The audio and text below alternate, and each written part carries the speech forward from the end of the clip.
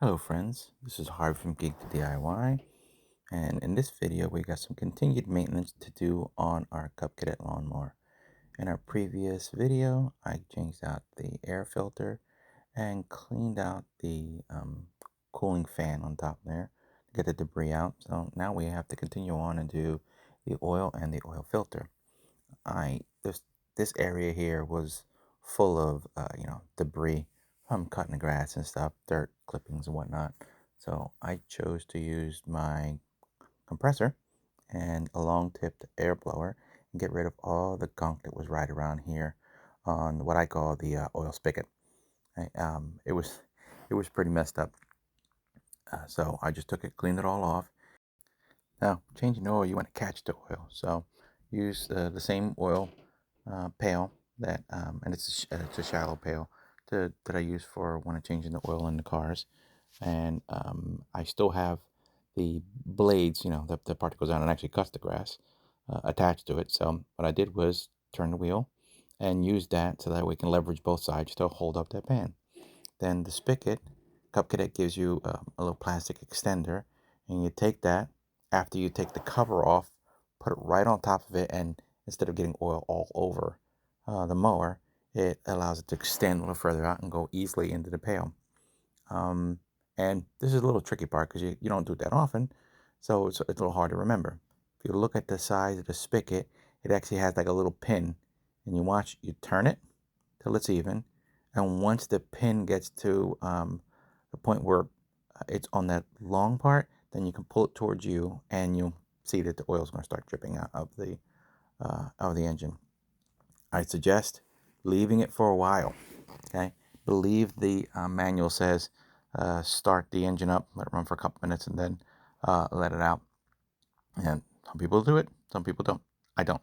But what I did was I left it for about 10 minutes draining out so that there was no oil inside there. I totally get it. Sometimes they say, oh, if you keep it where it's nice and loose and stuff like that, it comes out and everything and all that. But I don't do that. Not for this. I haven't done this in this mower or other mowers that I've had for years. Now that the oil's out, on to changing the filter. I couldn't record that. I had using both hands, so it's difficult to record and do that at the same time. But I did get it out. It was hand tightened there and a little snug beyond that. And I used the same oil filter removing tool, or kind of like a strap, to get it off of here. It's a little tight up in there, so a couple little twists and it got out. What I usually do is I have these, rags that are disposable and put underneath there to catch the oil. Previously it didn't, and as you can see, it gets a little messy, and just catch whatever comes down there.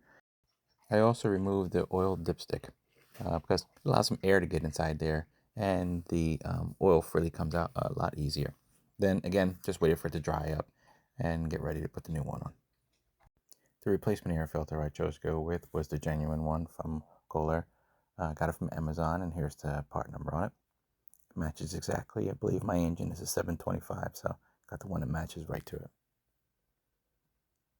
Putting this filter on, you do want to fill it a little bit. So the engine, I believe, takes 2 quarts, and what I did was I put at least half a quart or 3/4 of a quart in the filter itself. It'll absorb it because that's kind of what they do and clean it out.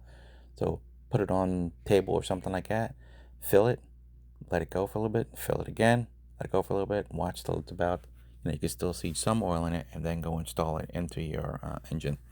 Again, couldn't use the 2 hands on there, so I put it up on the engine, carefully threading it in. Just make sure you get it right. You don't want to break the threads on something like this, whether you mess up the air filter or the threads on the engine. So once you put it on there, hand tight, and then just a little bit more with the filter wrench. Wipe off any debris that you have on here, meaning any kind of spilled oil or anything like that, because it's a hot engine. You don't want that to get dirty, and you don't want it to, God forbid, catch on fire or anything like that. You'll also see that I replugged in the spigot. So took off that extension that they gave us, covered it up good. There's some oil on the bottom that I'll have to dispose of. Before cranking your engine on, make sure you put in the required amount of oil inside there. Make sure you can see it, that it's clear, and then everything is okay. Your fluids are level. Do not start up an engine if you even doubt it. I hope you found this video helpful, and I'd ask you to please like and subscribe, and also comment below with any questions you have or suggestions if you have for changing oil on our mowers. Have a great rest of your day. Until all are one.